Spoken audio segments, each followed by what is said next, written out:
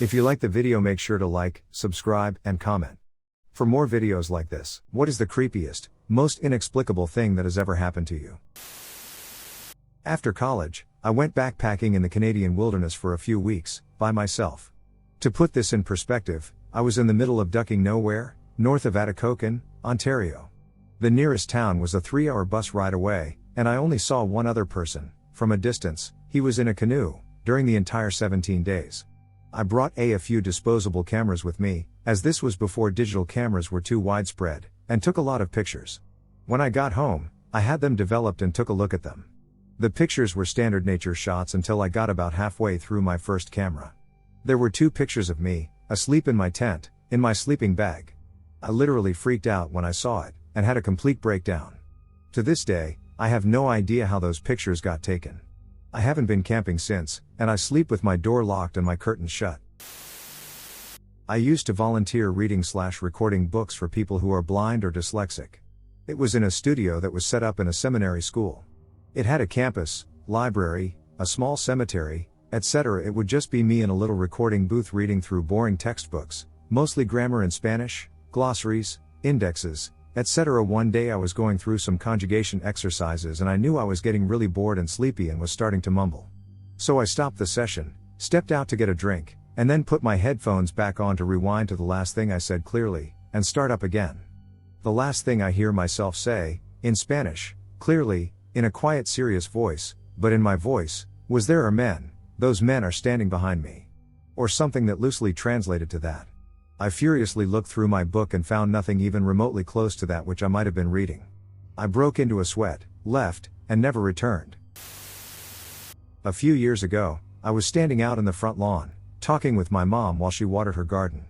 Suddenly, we hear a loud moaning coming from the upstairs window, my sister's room. My mom laughs a bit and yells up, "Hey, what are you doing?" to my sis. No answer, just more moaning. Curious, we both head inside and walk upstairs.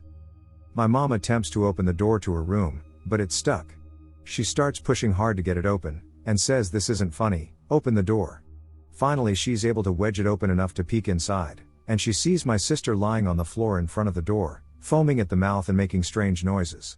My mom screams and calls 911. I peer into the room, and see a homemade Ouija board laying next to her body.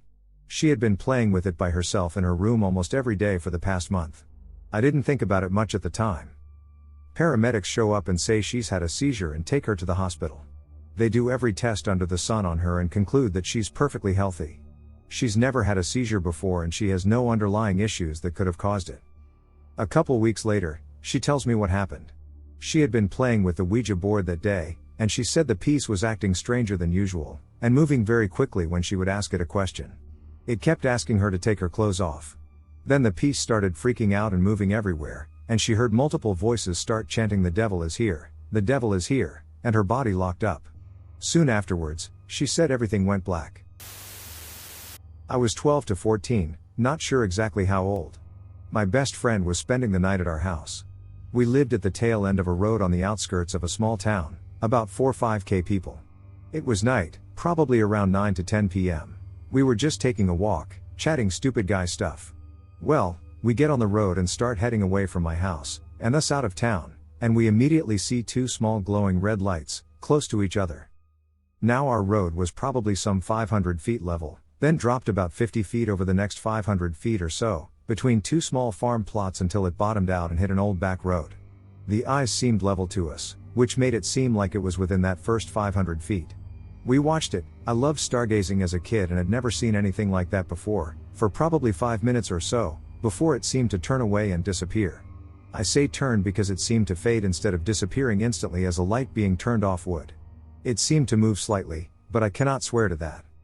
Well, my friend, being a bit braver than me, wanted to go see what it was, now that it was gone that is. So we ran back inside and got flashlights and headed back out slowly. We went all the way to the end of the road and everything was cool, but when we got there we heard what sounded like something large moving down the old road to the right. So we go that way, me nervous as hell after the red eyes and the loud sound in the woods around us. We finally get to the end of that road, light forest growth on both sides of us. We don't see or hear anything else, so decide to head back, but we both kinda need to pee, so we walk off the road in case any cars come by. I walk off, and am unzipping when I trip over something.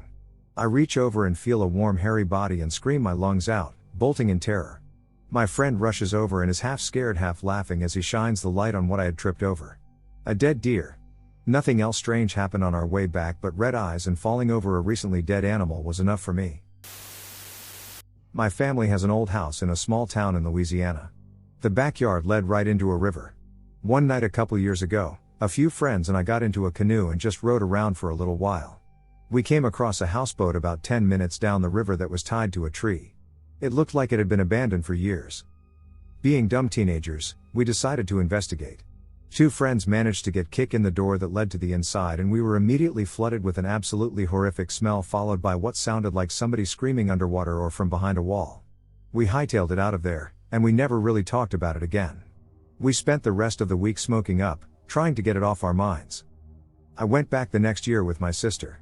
One night, I woke up at exactly 3 a.m. for no reason and looked at the window. There was the silhouette of a man there who looked like he was shaking horribly and swaying back and forth.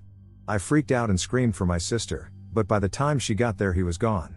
The next night the same thing happened, but this time I heard the screaming from the boat as well. This happens to me every single night in that house at exactly 3 a.m., whether I'm asleep or not. Sometimes other people witness it as well. They took the boat out of the water a few weeks ago, actually, but there were no reports of anything suspicious. I really thought for the longest time that a dead body must have been in there, but I was too terrified to go to the police. I haven't been back to the house since they took the boat away, but I'm hoping the man in the window will be gone when I do. I have a lot of stories about things that have happened in that house and in that town, but this is the only one that I have no logical theory for.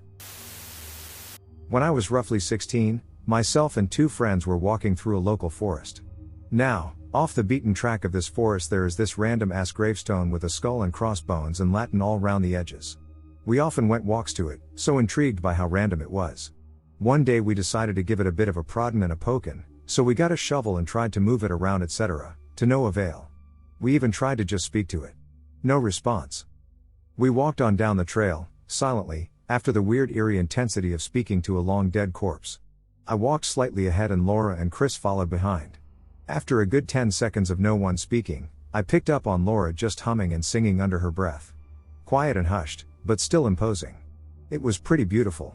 That continued for about another couple of seconds before she burst out laughing along with Chris. Enter batshit crazy part. After the laughing subsided, Chris said to me, "Ha ha Ian, you sing like a girl." We argued for about 10 minutes, both claiming the other party was trying to wind the other up, and realized what the duck had just happened. Clear as day, a voice in front of them, and behind me, was singing. Laura cried and we were on the ducking verge of it too. A few years ago, I was up north with my cousin and uncle at their cabin. We were driving down a road where an old schoolhouse once was, and stopped to go take a drink of water at the artesian well that was there. It was in the middle of the day, the sun was brightly shining. I heard my cousin say, "What are those things?" I glanced down the road in the way she was pointing and saw that a group of pitch black things were moving across the road down the street. At first I assumed they were deer, but they were more humanoid shaped. It was so bright outside that they should have had some color. It was as if a group of people had dressed themselves in black from head to toe and were moving across the street. If they were people, and not some sort of strange animal. We still weren't sure. So we walked back to our car and decided to drive down the road to figure out what those things were. But by the time we drove to the place where they had been, there was no trace of them. There weren't any houses nearby, and the woods were so thick that it should have taken them longer to vanish into them. There weren't any footprints or hoof prints in the gravel of the road, no broken tree branches where they had moved into the woods. I grew up in a pretty rural area not far outside of Little Rock, Arkansas. My friend, with money, had a huge house out near Chenal Mountain, and dozens of acres of private forest surrounding it. Our group of friends was really into camping and canoeing, and so we'd often make use of mutual time off by either camping on his land or, if time allowed, planning longer trips in the state. When we'd camp on his land, everyone knew you were fair game for scaring if you showed up last, or late, or after dark in general. You'd park on the unlit driveway, walk around the house, past a man-made pond and, from there, into dark-ass trees. His family had peacocks, too, which if you've ever been around you know that they make a shrieking sound. You'd be walking, tense, through the dark, knowing at any moment that a pack of probably drunk friends were going to hop out at you screaming. Har har, got that out of the way, now let's have a bonfire and enjoy the rest of the night. Longer camping trips away were no different. Scaring one another was just part of the expectations. We'd often go up to the Buffalo River, since it's good canoeing and fairly deserted most times of the year, and gorgeous. There are lots of small, narrow valleys nearby that most tourists don't venture into, so you can basically have them to yourself. So, I haul ass after class to get up to the Buffalo before dark to set up a tent, and one other friend is going to come up after work and hike in to meet me. I get there with an hour or so of dusklight left, so I set up camp, get a fire going, cook some dinner, etc. The hours wear on and I'm getting sleepy, so I leave the fire going a bit and pop into the tent with a book. Friend knows where to come, the coals will be a beacon for another couple of hours, so it's no bother that I got tired of waiting up if I fall asleep. I read for a while, but, as usual, end up getting dozy and just curl up under the blankets and enjoy the quiet. At some point, I'm startled awake by someone rushing the side of the tent, like when someone runs past and swipes their hand along the fabric. After the shock wears off and I come to, I realize that friend is finally here, and the asshole's playing his scare card. I call out to him something along the lines of, "I was asleep, jackass." But he doesn't say anything, and I don't hear him moving around. He's keeping up the gag, so I just lie back down. After a few quiet moments, I hear him running towards the tent again, and he does the swipe thing again. This repeats 3 or 4 times before I shout out, "Again, dude, I get it, calm down. Get in, there's already blankets and everything in here." But nothing in response. Again, I just think, what an asshole, and curl back up. I'll wake up again when he decides to get in, maybe he's going to build the fire back up and hang out for a while before calling it a night. Cut to morning, I'm waking up, he never came in the tent. I unzip the front flap, thinking he's passed out outside, but I don't see him. And Mother Ducker has left a mess. The fire ring and ashes are all scattered. Some of the coals have made it all the way to the edge of the tent and scorched it. My towel and clothes that had been hanging up are gone. The Dutch oven is a good 40 feet away, etc. I find my towel closer to the creek in the valley, but I can't find my shirt, and at this point I'm really irritated. After waiting most of the day for him to pop up and laugh, I'm so pissed that I pack everything up and trek back out to the car. I get home and call his house. This is pre-cell phone, and he answers apologetically. He ducked up his leg at work and had gone to the ER, where he'd had a knee immobilizer put on. He figured I'd realize something had come up and not wait for him, so I told him what had happened and we both got the super ducking willies.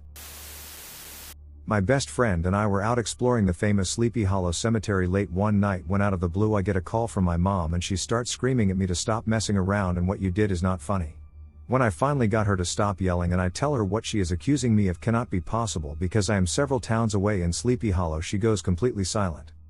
So, my friend and I drive to my house to talk to my mom and stepfather about what has happened. Apparently while I was out with my friend someone was at my mom and stepdad's bedroom door and knocked extremely hard and in my voice said "Mom. M.A. M.A." with a frustrated tone to it.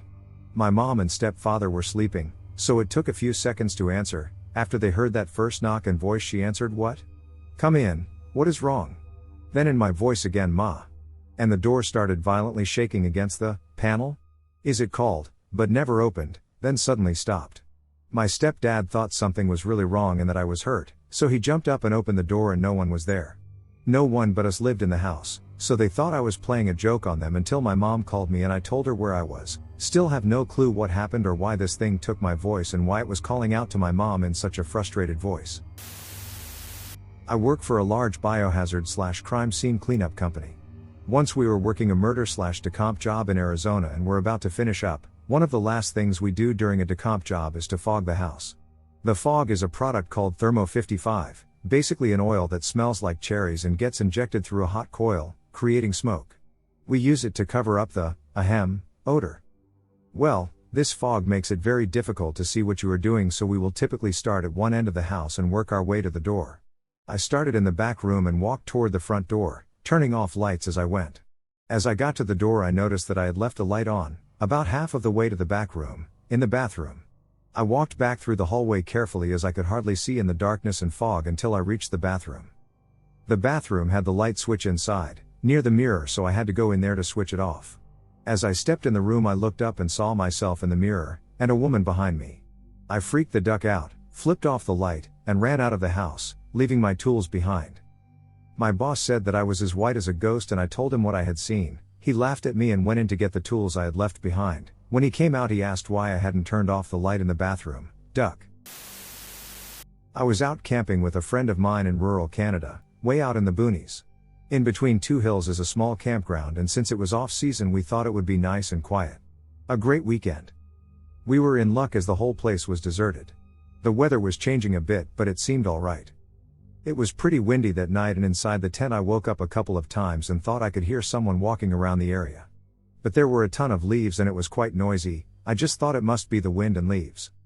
So come morning time we wake up, I ask my friend if she slept good and she says not so good. It was real noisy with the wind and she thought there was someone walking around. Damn wind playing tricks. But I notice a spot on the tent. There is this red/black dot on the tent. It's blood. Another drop falls down and I look up and realize this blood on the tent is from a ducking goat's leg about 20 feet above us, nailed into the tree. Very fresh, still dripping blood all over my tent. Freaked out? You ducking betcha. Totally ducking freaked out. She starts screaming and starts twisting around like something or someone is going to pop out of the forest like a bad movie. I am moving like I just popped 32 tabs of speed after drinking 13 espressos, getting the tent down, literally throwing everything into the car. Duck packing. Duck the food, leave the food. Grab the bags, get my shit, heave-ho into the back of the car. Where's my knife? Put that ducker in your pocket, I've seen the movies, cooler? That fits right on top of the pile of crap in the car. In 22.5 seconds that car was packed. There she is in the car already. Her eyes like two big moons, I remember that. And she locked the doors. You see that in the movies. And it all came back. Open the ducking door. And she reaches over and pops the door. I jump in and my heart is going a million miles an hour. I start the car, put her in drive, and we were gone. I probably cleared the front gate of the area at 75 miles an hour, and I have found out I can drive like the bloody Dukes of Hazzard given the right circumstances. I think it was about an hour down the road I finally let myself breathe again. Never went back, never will. My family moved into a very old house when I was about 6. The attic was full of very old stuff, newspapers from the 1870s, personal diaries from the 1890s, some old Civil War commendations, which weren't worth anything, etc. Mostly boring and worthless stuff, with the occasional interesting trinket. There was also an old, wooden Ouija board. We played with the board as kids, and it never did anything weird, but it creeped my mom out sufficiently that she wanted to get rid of it. Her solution was to throw it in the fireplace. Our fireplace was in the kitchen, and it had custom-made metal doors with tempered glass panes. My mother threw the Ouija board into the fire before dinner. Not 5 minutes later, the glass panes all blew out, and a thick, black smoke came billowing out into the kitchen. The smoke was almost soot-like, so thick that it stained the ceiling. Being a skeptic, I have always tried to be rational about it, and I have maintained to my family that there must have been something unusual and highly energetic in the wood itself or the paint used on the wood. Despite my best efforts, I am still creeped out by that damn board. I was in high school and celebrating 4th of July at a friend's house. During this time of my life I was really into the whole ghost/communicate with spirits thing, as were a couple of friends. The friend's house I was at happened to be right next to a cemetery. It was actually the last house before the cemetery, and headstones were maybe 200 feet away. Well, we decided that we would play the little game known as light as a feather, stiff as a board. For those who don't know, you gather in a circle around someone lying down, and put your fingers on them in an attempt to lift them up using only the tips of your fingers. Sort of like a mind over matter type exercise. We shut the windows, because we had turned on the air conditioner, and I had personally shut and locked the back door with the deadbolt. We then sat around our friend Christine, who had volunteered, and agreed to no chanting, as it would distract people. As we all started focusing, I noticed Christine became suddenly lighter. I also heard someone whispering in front of me, but had my eyes closed as I was trying to focus. I told my friend Rachel to stop whispering, as it was throwing me off and I couldn't concentrate. After a few seconds it didn't stop, so I said it again and this time opened my eyes to look at her. That was when I noticed two things. The first was that Christine was actually up a little bit, creepy in its own right. The second was that Rachel was looking right at me with the color drained from her face. She said she had heard it too, but thought it was me. The second I broke contact with Christine's body, the back door, that I had shut myself and locked, slammed shut so hard it shook the house and rattled the glass so much I thought it would break. Needless to say, that freaked everyone out. People yelled in surprise, everyone except Christine, who was still laying there, eyes closed. We thought she had fallen asleep, but nothing we did woke her up.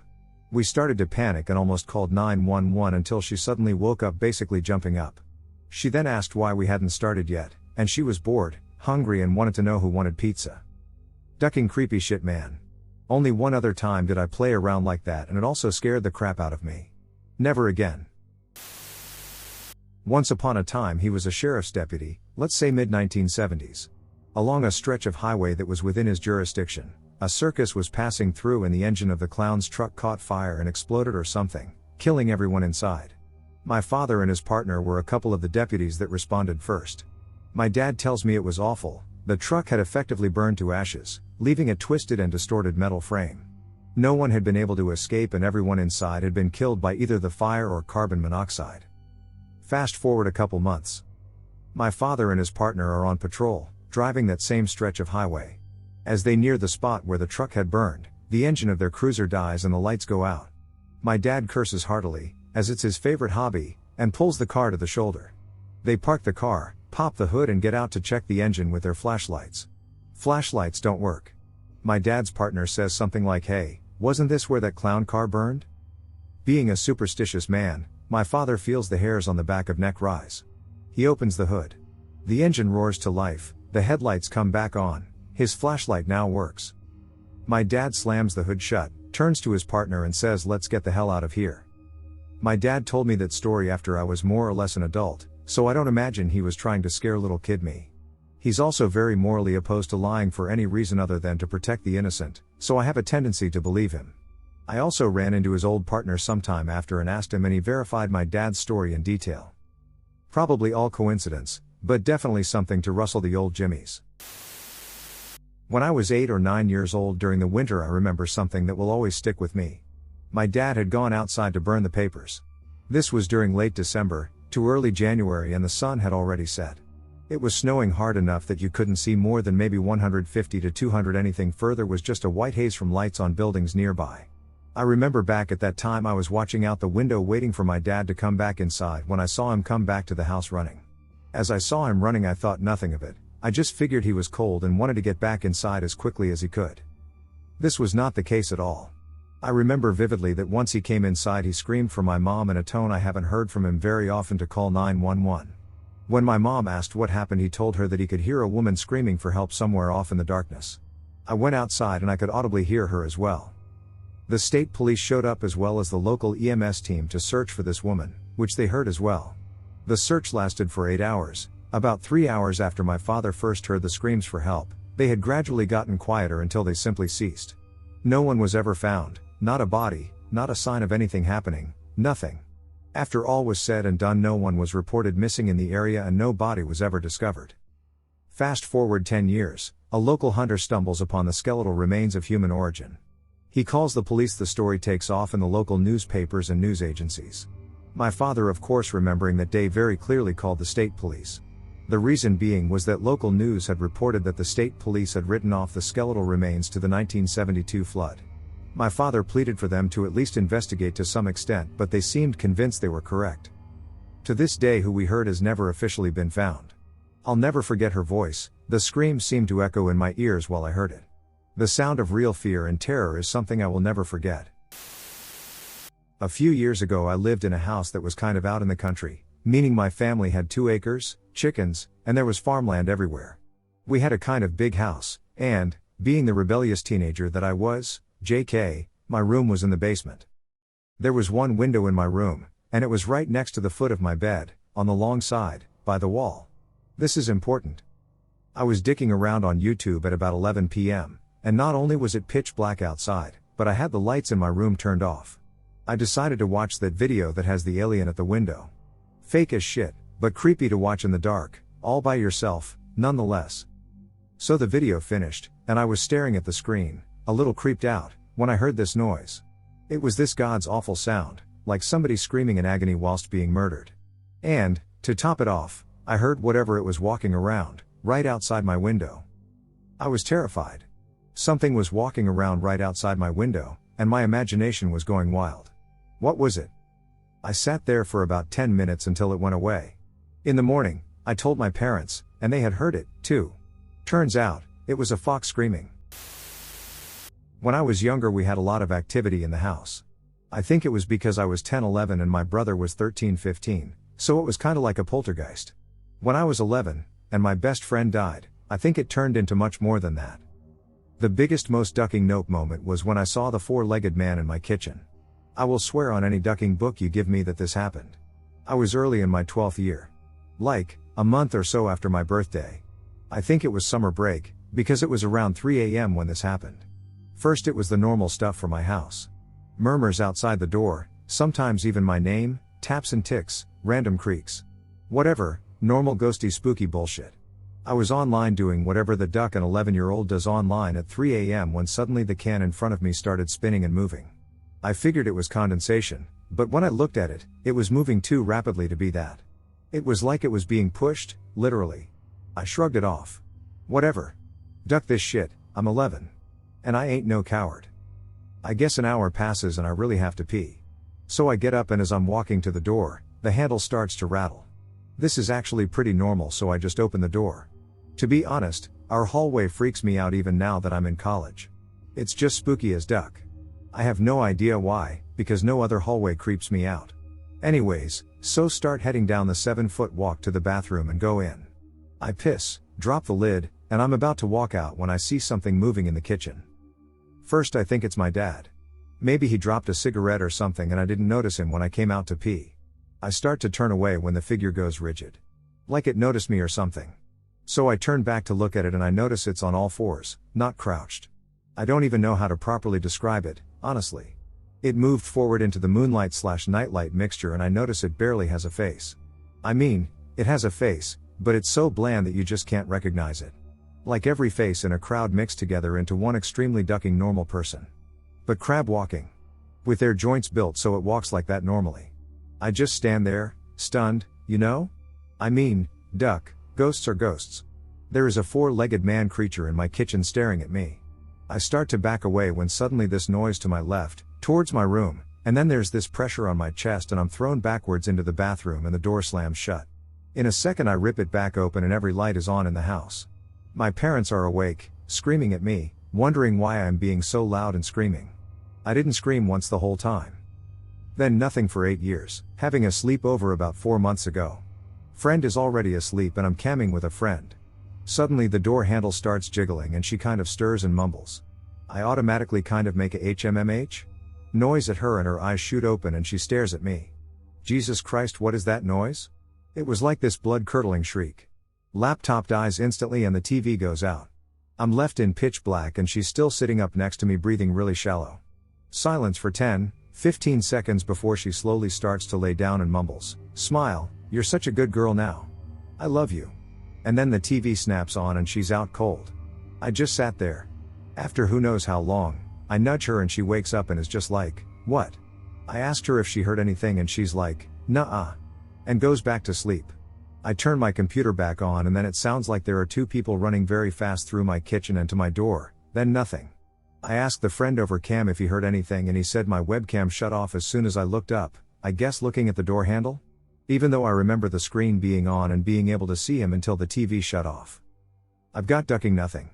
I have no idea what's going on in this house anymore. My life is spiraling out of control. I was babysitting my sister who was 2 at the time and I was 15, we were home alone. I was changing her in the hallway where the ceiling panel to the attic is. It basically just looks like a square frame in the ceiling, but blends in pretty well because it's the same color as the ceiling and it isn't very big. Nobody in my house ever goes up there and to my knowledge, and my parents, I asked them later, there is absolutely no reason my 2-year-old sister should know that it's the attic entrance. We were positioned in such a way so that she was lying on her back looking up at the frame and I was hunched over her with my back to it. She was being pretty quiet all night, but then her eyes got huge and she starts pointing to the ceiling and saying, "Mommy, are you up there? Mommy, come down, mommy." Then she started crying and I got freaked out, so I finished changing her and we went into my parents' bedroom. My mom has this old cabinet thing in there from one of my grandmothers who had passed away.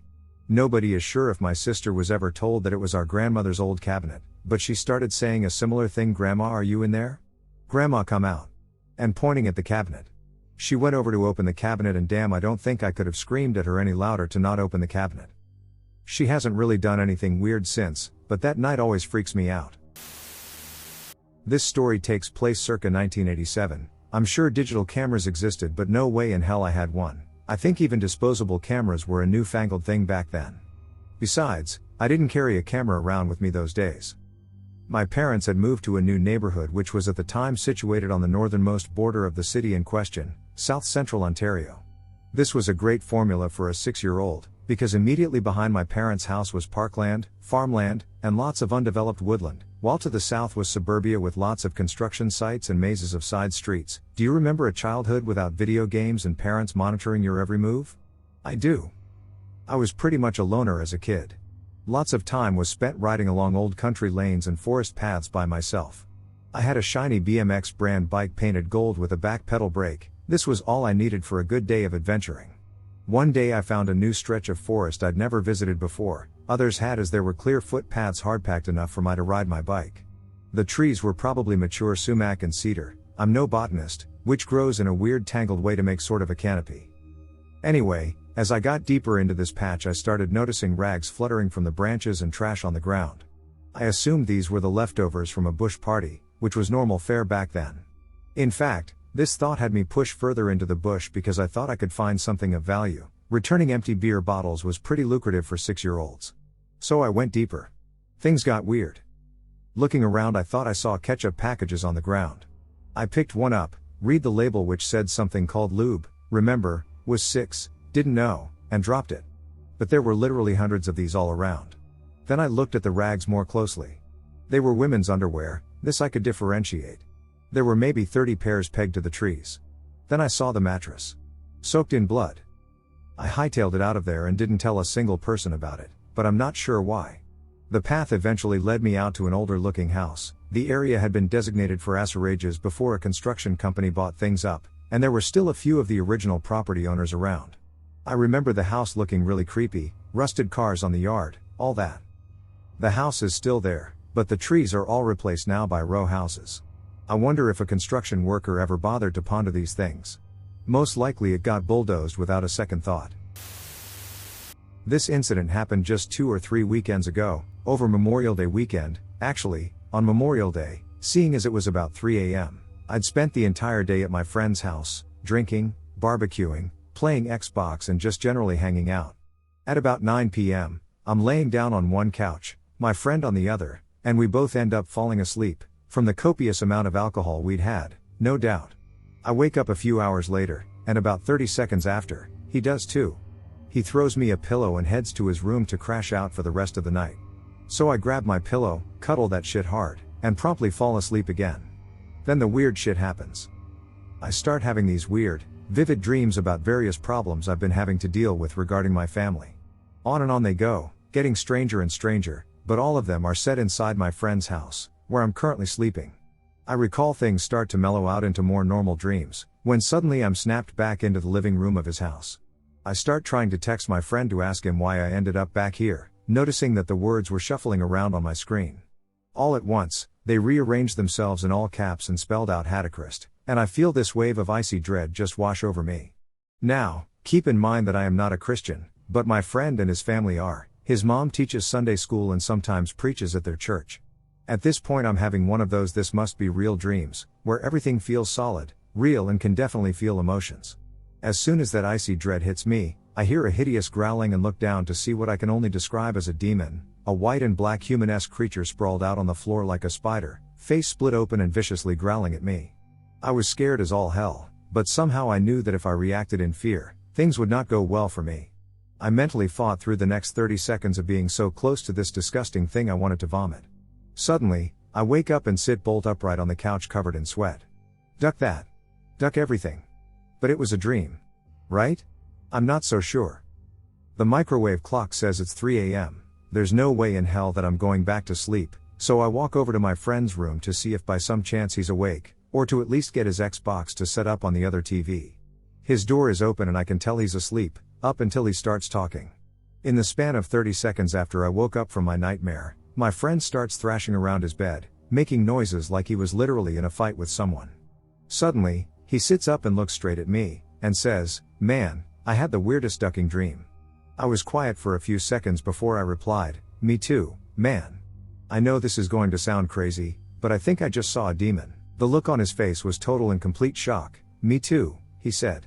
"It tried to get me, but I fought it off. I'm convinced that what I saw was a demon, and that when it couldn't get me, it tried to get him. Maybe the strangest part is that this wasn't the first time. It happened to me once before, when I was a little kid.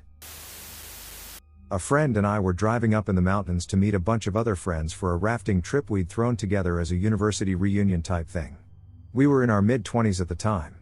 The plan for the first night was for everyone to set up camp and get drunk, so we weren't in any particular hurry to start the trip, and by the time we were most of the way there it was pitch black. We got to the point where it felt like we should have already arrived at the campsite. Then we got past that point. We were fairly sure we were driving up the right dirt road, but it seemed like the drive was taking too long. We were seriously entertaining thoughts of doubling back to a familiar spot so we could be sure we were on the right road, even though we couldn't see how we could have taken any wrong forks. I liked the mountains, night or otherwise, but I was feeling very anxious. Things just felt menacing, foreboding. Turns out my friend was feeling exactly the same way, as I'd shortly discover. Since he had to pull over to take a piss. And he told me outright that he really didn't want to get out of the minivan, but he just really had to piss. Now, if this were a movie, this would obviously be a point where someone gets killed or eaten or something, and it's their own fault because when things seem wrong you don't stop your moving minivan with locking doors and get out to take a piss. Being reality, telling him to piss in a bottle, for me, or choosing to piss in a bottle, for him, because the mountains seemed scary wasn't much of an option. We did however agree that he should stay really close to the minivan and in the light. Yes. We discussed strategic anti-scary mountain urination. He got out, left the headlights on, kept the door open and pissed probably 3 feet away from the minivan. And I still felt like something was going to grab him the entire time, and he did too. When he got back in, we both said things along the lines of "this really doesn't feel right. I don't like this at all." We decided we'd drive forward for 20 more minutes, and if we didn't hit the campsite we'd turn right around. So we kept driving. Now, here's where it actually gets creepy, though it didn't seem so to us at the time, since grown men scared of the dark and potentially being lost isn't so much creepy as embarrassing. When we started driving again, all along the sides of the roads and the trees, we kept seeing owls. Owls and owls and owls. At least a dozen of them. But 15 minutes later we ended up at camp, and laughed about how ridiculous it was and how we were sure we were up the wrong road because it seemed so wrong at the time. After the trip, we got back home, and I told my father about the story. He said, "Oh? You know, they say aliens use implanted images of owls to suppress memories of abductions. And go figure, they ducking do say that." Personally, I think the whole aliens visiting Earth thing is bullshit. I expect the existence of other sentient life is plenty likely given the size of the universe, just that it's exceedingly unlikely any of it runs into each other given evolutionary timeframes and travel distances/c constant. But it sure doesn't make the experience sit any better in my mind. So basically, my father and some owls and being disorientated in the dark in the mountains conspired to troll the duck out of and unsettle me, after the fact. The clock in my kitchen stopped last week. I thought this was a little odd in the first place, as the clock is only a couple of months old and I wouldn't have expected the battery to have died so soon. Well, I kept forgetting to change the battery and I finally got around to doing it yesterday. I took the clock down off the wall and there was no battery in it.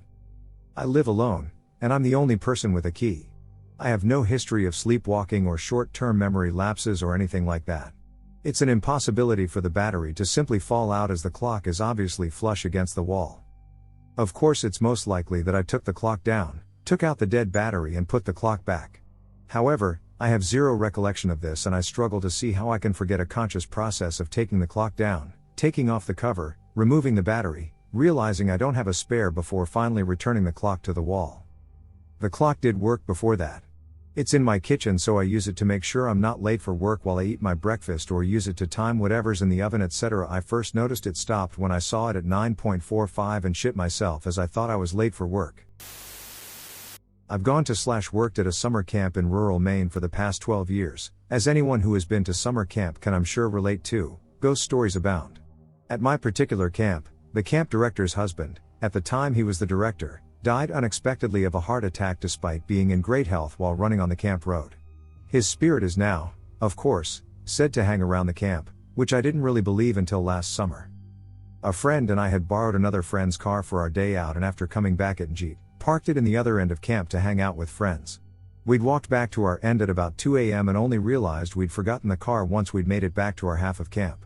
Not wanting to be ungracious car borrowers, we decided to trek back with only a janky headlamp. Now, This ghost is said to hang out in front of one particular building. The camp has no electricity. As we found ourselves in front of said log cabin/building, both of us distinctly saw what looked like a silent, large human form walk in front of the flashlight, entirely in shadow. It didn't appear to be a shadow, but a distinct person, and yet it was about 2 feet off the ground. Both of us panicked, turned around and ran back. After making it about 200 yards back in the direction we'd come in, we decided we were needlessly scaring ourselves and that we did, in fact, have to retrieve the car. We headed back. As we got to the spot where the thing had been, my friend opened her mouth and started to say this is where it was, I think. As she got the first 2 words out, we were both surrounded with the coldest, densest fog I have ever felt. Both of us felt as if we'd gotten the wind knocked out of us. It was a totally all-consuming, crushing, enveloping, icy cold. We couldn't see through the fog either. We both sprinted out of it as fast as we could, and when we turned around to look at the fog, there was just nothing there. I can't explain it. It was just the weirdest sensation I have ever felt. This one's from around 1995, back in a smaller town in Iowa. I was young, kindergarten or first grade.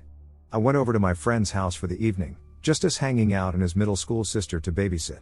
It was a pretty typical dark, snowy night, and we were playing in the living room. His sister walks through and stops dead in her tracks staring out the window. She claimed she saw someone walking right outside the window. That was enough to freak us the duck out. We proceeded to start shutting all the curtains and locking doors. My friend and I teamed up on this one door. It had a small window and a deadbolt and was 3 steps down and maybe 6 feet away. I shit you not, it took us a good 20 seconds to make the trek to the door to twist that lock. We get there, hand reaching out, and this scruffy wildly smiling face just ducking materializes in the window staring at us. I have only screamed like that one other time in my life. I figured we were dead men. We bolted downstairs, called the police, and they said there were footprints around the entire house and that there was also a lot of traffic that went into the treehouse. No clue what that guy was up to, probably just creeping us out for shits and giggles, but I've never gotten that damn face popping into the window's view out of my head.